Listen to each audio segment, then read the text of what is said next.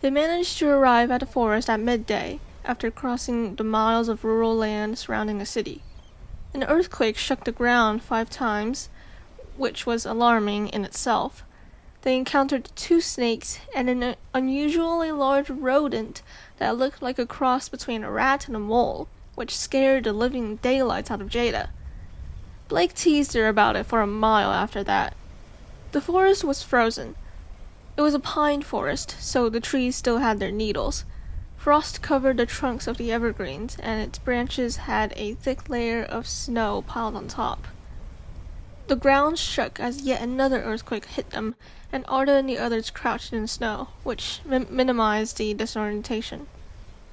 The branches of the pines shook violently, and the snow fell to the ground, piling around its roots, making the tree look like it had more needles than bark.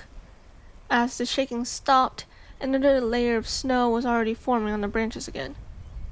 "We'll have to wander and listen for the animals," Blake called over the wind. "Tracks are non-existent here, so just keep your eyes open. Don't hesitate to shoot." "This isn't the first time we've scavenged, you know," Jada called back, pulling out her guns.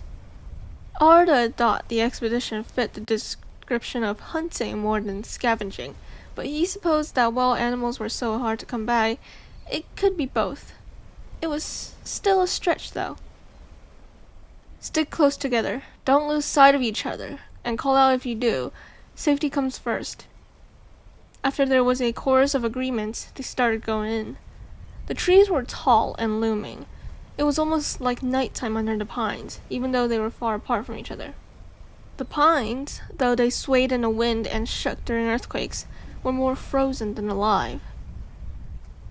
When Arda saw a standing pine, still with needles on its branches, but with the bark rotting away, he realized that the needles were frozen onto the branches, and the trunk was fixed upright by the snow and the ice, even while the tree had died a long time ago. Apart from the howling wind, which died a little in the woods but still omnipresent, and the occasional earthquake, the forest was silent. Even the North Sphere members and Arda's footsteps were swallowed by the snow below. No one dared to so much as breathe loudly. It was the most silent the group had been since the expedition started, and Arda had wondered briefly why they needed to keep up a conversation, even though it was an effort speaking over the wind constantly. He realized the reason when Tink, Jada, and Blake started shivering visibly. The conversations must have distracted them from the cold. Arda didn't feel it, of course. For them, however, despite the warm clothing, which wasn't enough, talking was the best way to ignore it. It was 30 minutes later when Arda finally heard the lightest rustling of frozen branches, and the heavy snow falling to the ground, some meters away. If it weren't for his sensitive hearing, he wouldn't have noticed it at all. Jada reacted first, raising her gun toward the sound and firing immediately. The silent magnet seemed to hit its target, as there was a louder, more noticeable thud behind one of the trees. "That's a large animal," Jada guessed, "and it seemed to have been by itself." Tink brandished her own gun and walked forward, Arda and the others following, struggling through the snow. Tink rounded a tree and disappeared behind it. There was some rustling and the sound of something heavy being dragged through the snow as Tink reappeared in their line of sight, bent down with something in her hands. The legs of a caribou. The ginger gave them a thumbs up. "Yep, caribou, but there's no sign of the rest of the herd, which is odd." Blake walked forward, leaning over the body of the mammal. A male, by the looks of the antlers. Arda followed. The caribou was an adult, and seemed smaller than the average size on Earth, but was still a great catch. 6 feet long, 4 feet tall at the shoulders, its great antlers as long as it was tall. A strong adult, relatively healthy, Arda noted. "We're lucky to have gotten this one. The question is, why was it alone?" Jada shrugged. "Maybe it wandered a little far from the main group. If there's one here, the others can't be far. Let's keep going." Arda held up a hand to stop her. "Wait. No, it might not be that simple." Jada looked at him questioningly. What do you mean? Caribou, at least on Earth, were animals that usually stayed in a small group. Some were solitary, but that was only during winter times, when they would have migrated south after calving. They were too far up north for caribou to stay in during winters. Late migration was possible, a very late migration, but that doesn't solve the question of why it wasn't in a herd. The best way Arda could describe it was the popping of popcorn, muffled and hidden by the snow and wind. It was so faint Arda only caught the tail end of it as it echoed through the forest. He would have thought he'd imagined it if he didn't know that imagining things like that was impossible for him. He'd spent years in space in utter silence and never had a figment of imagination or hallucination. Blake tensed and swung his head from side to side. It seemed Arda wasn't the only one who heard. The blonde held his gun up while making sure his magnetic stick was securely strapped to his back. Quiet! I heard something. Everyone in the group went silent. Arda's eyes were unfocused as he focused on his hearing, his hands securely and steadily gripping his gun. This time, Jada and Tink heard it too, and tensed. Tink quickly shot the caribou with her gun. The stronger poison that came from the claws of the hawks in the city would enter his system and kill the mammal in a few hours, if not earlier. He dropped to a crouch silently, unclipped a bag of hawks from 2 straps around her shoulders, and let it slide to the ground with barely a sound. She stood again. Then, at a silent hand gesture from Blake, they headed quietly forward. Arda looked at his group. He had a hypothesis as to what the sound was and what it implied. The guns here were different, so he couldn't be absolutely sure, but the sounds were likely gunshots. Guns with bullets rather than magnets. The flashy and noisy kind Jada had mentioned. The ones the Imperialists used. This, paired with the reports from patrols about the herd of caribou, the Imperialists' activities, it was likely the Imperialists had driven the caribou closer to the city and were hunting them as well. The lone one Arda's group found was possibly an escapee. It was possible that the Imperialists had driven the caribou their way and were following. His hypothesis turned into fact when the shots suddenly sounded much, much closer than before, and the forest was suddenly alive. The sound of hooves, the rustling of the needles, the shaking ground that was not from an earthquake. Arda arrived to the conclusion of both the caribou and the Imperialists coming toward them first, and stuck his gun in his belt, grabbed Jada and Tink by the back of the collars, and dragged them to the side. He might have choked them slightly given their coughing, but he didn't have any time to do it courteously as he grabbed Blake's tie and yanked him over as well. He stumbled and fell on the ground behind a tree, Arda dropping to the ground next to all of them. Jada and Tink had also sunk into the snow, hiding in the darkness. 3 large caribou pounded into sight, passing by them in the direction of the city. Another gunshot. Go around, an unfamiliar voice shouted. Stay in the forest, surround them. Arda and Blake exchanged glances. Definitely the Imperialists, no doubt about it. Blake whispered, They've got guts, coming this close to Sector 8. Do we drive them out? Tink asked. Arda shook his head before Blake could answer. Too many. For now, we need to avoid direct confrontation. They outnumber us. We have to get out and not get surrounded first. This way. Arda listened, and when he deemed it was relatively safe, the shouting voices and pounding hooves now some ways away, he started heading the opposite direction at a crouch. The others followed close behind him. There was a rumbling overhead. Arda didn't dare give it any thought, focused on trying to avoid the Imperialists by the footsteps and what seemed like heavy equipment. Up above, through the treetops, the clouds flashed briefly. Once, twice. Then the hairs on the back of his neck stood up and his arms tingled, and Arda froze. That could only mean one thing. Scatter! he shouted over his shoulder, not having the time to care about the Imperialists hearing him. Thankfully, Arda saw the others run in different directions, right before pure light exploded in his face. White-hot pain lit up his entire body. He saw nothing but a blank emptiness. He didn't even hear the lightning strike, but he felt it in his bones, which were shaking and vibrating. Electricity zigzagged through his nervous system, and he couldn't tell up from down. He might have fallen, or he might still be crouched or standing in the snow. He couldn't tell. He didn't get a break when he felt another jolt of pain, currents at high voltage, sparking inside him. Then it was like something was cut off, and the pain went away. So did everything else.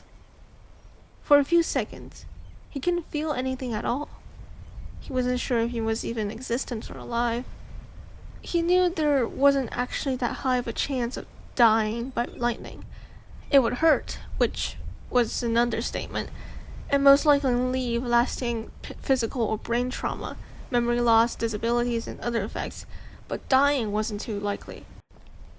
Arda was pretty certain, in his hazy state of nothingness, that he had been hit directly twice, which would double the possibility. Not that he could die. If he did die, well, then he guessed he would just have to see what lay beyond death.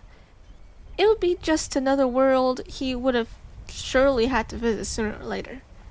If it was now, he had no qualms about it. He never had the luxury of choosing his own path or destination in his life, after all. He had been forced to come to terms with it a long time ago. It seemed like he was in space again, just being, without feeling or sensing anything. There was no such thing as time there, or here. However, suddenly, without any warning, everything came back into sharp focus, and the scene before him faded from nothing to a crystal-clear image. He had indeed fallen to the ground at some point, the snow pressed against his cheek. The trees stood against the howling wind. The snow landed on him and was gathering rapidly, threatening to bury him. He realized that he could taste melted snow in his mouth and spit them out just as quickly. He could still feel electricity in his body, zipping through his nervous system, preventing him from moving properly. The pain was there, but numbed. He was already healing. Holding his breath, he forced himself to stand, his muscles aching. He knew he would heal completely in just a few moments. It was nowhere as bad as having every bone in your body broken, and with that thought in mind, he found the strength to stand steadily, his hand going to his gun. There was a small crater from the two combined lightning hits, and the snow thrown to the trees and carried away by the wind. Arda heard footsteps, and thought it would be the rest of the scavenging expedition, but it turned out he was partly right. Blake appeared behind him, and just as he was approaching, Arda swiveled his head around, pulling out his gun. In front of him was a young man with stiff clothing, leather shoulder guards, metal shin guards, a wide-brimmed hat, and a bright orange scarf around her neck, pulled up to cover her mouth and nose. She looked petrified, but her eyes hardened when she saw the clothing. "Red ties!" she shouted as loud as she could. She lifted her gun, a rifle with a long barrel. "Red ties are here!" Arda, for some reason, froze. Maybe his limb control was still shaking after being hit by lightning twice. Blake shot her in the leg before he could, and she collapsed on the ground with a scream, dropping her gun, which set off and shot blindly into the trees. Blake had to duck and cover his face just in case it hit. "You'll be fine," Blake told the woman. "It's only a little painful and paralyzing. You'll survive." Red ties, gosh, what a terrible name. You don't ever hear us calling you orange scarves, do you? "They know we're here now," Arda said. "We will have to make a run for it. Blake, are you okay? Did the lightning get you at all?" Blake shook his head. "Nope. I made sure every electronic I had was off, and I know Jada and Tink didn't get hit." He put his hand on Arda's shoulder and pulled him along, while making a beckoning gesture to the trees. Moments later, Jada and Tink joined them, Tink somehow with her sack of dead hawks again. Are you okay? Immortal or not, getting struck by lightning twice must hurt. I'm fine, Arda insisted, which was true. He could feel himself healing and his heart was pumping regularly, albeit faster than usual, and even his clothes were fine. They seemed to be somehow heat resistant. And yet there was just something odd. He didn't feel like himself.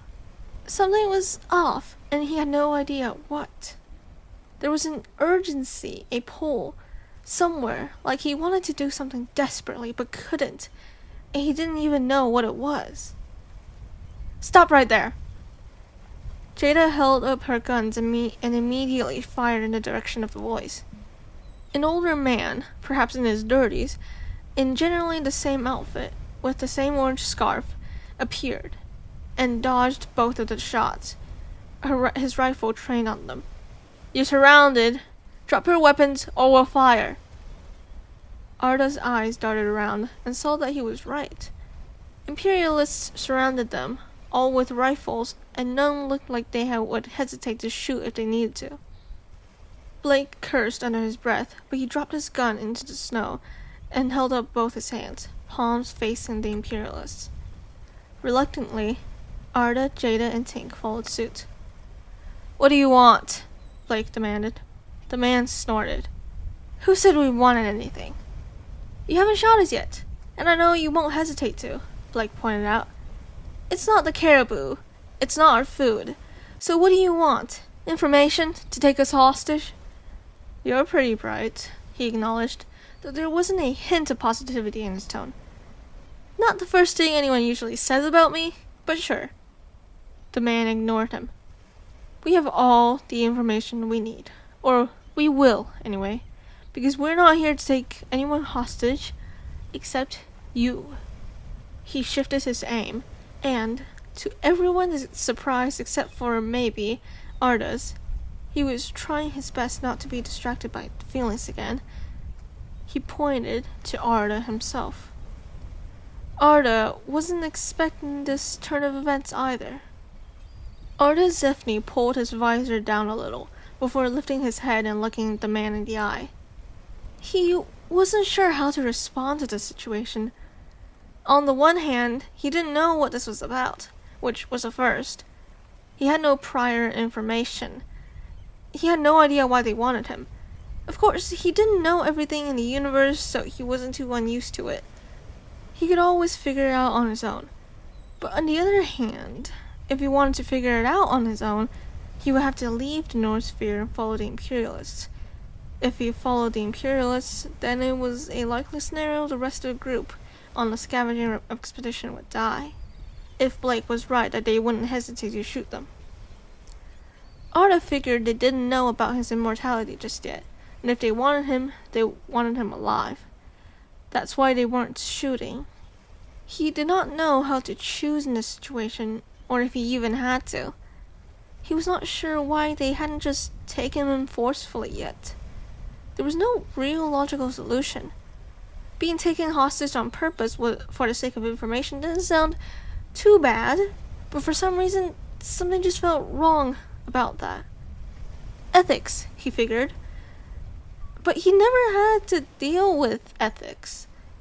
The logical solutions never really went against him, but this time, the solution that was the most logical for the sake of information really was not ethical. This was something he had never done before, and for once, he was clueless on how to do it. He had to choose, for once in his life, and yet he could not choose. He was not sure how to. This was a big problem and a half by itself. The irony of it, really. Not 5 minutes ago, he was thinking about how he never had to choose anything. Blake, Jada, and Tink were all sparing glances in his direction. Shock, confusion, and surprise. Arda tried to ignore it, his mind still whirling. Hand over the cellist named Ardazephni, the man was saying, or we'll shoot. You wouldn't, because you might shoot Arda, Jada pointed out. We'll take him one way or another, so you might as well give him up. How do you know about him? Blake demanded.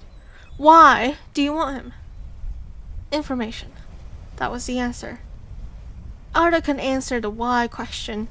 The Imperialists knew about his excessive arsenal of knowledge. They wanted to use that for their advantage. Not to mention, he had been around the North Spheres for the last week. He had inside first-hand information about them as well. And from what he'd accidentally overheard, Imperialists and North Spheres were always going head-to-head with each other. The real question was how. How did they know all this about him? How did they even know he was with Sector 8? How did they know his name and his knowledge when they didn't even know about his questionable immortality? That isn't a question I think you should concern yourself with, the man said breezily. We'll just take the Celeste and leave. Simple. You don't have to worry about us coming close to your sector anymore after that.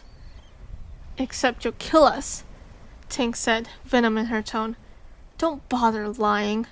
We all know how you operate. You don't leave any North Spheres you encounter without a few scars at the very least. You wouldn't let them live if you could help it. And you hardly ever take prisoners or hostages. Too much hassle, right? You Democrats are so dramatic. The Imperialist stepped forward. Well, you're right, evidently. Now come on. Either way, the result is the same. You'll die. So why don't you just hand him over? Who knows, maybe we will let you go. It would be a first, but I'm willing to do it in exchange for him. Blake glanced at Arda again, who was still silent, unable to make a decision. For a second, Arda thought Blake would let him go. Arda couldn't fault him if he did. One random person who fell from the sky who didn't seem to be able to die, with uncanny brain power and knowledge, versus himself, and two of his friends who had been with him for years, and who were obviously close with. Despite Arda's ability, he couldn't be seen as reliable by anyone else.